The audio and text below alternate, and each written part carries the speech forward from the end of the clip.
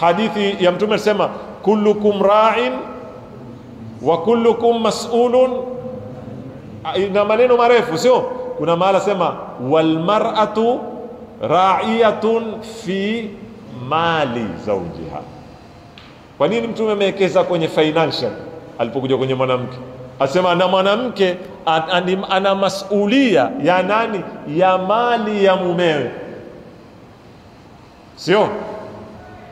Kwa hivyo ana influence kwenye mali ya familia mwanamke. Influence ile ni mbaya si mbaya? Kiasli si mbaya. Mbaya ni nini?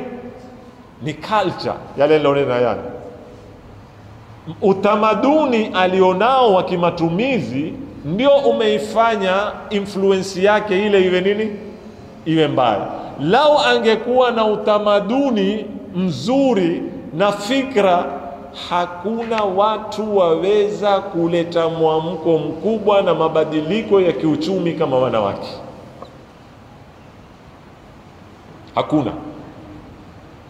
Hakuna kwa maana athari yani.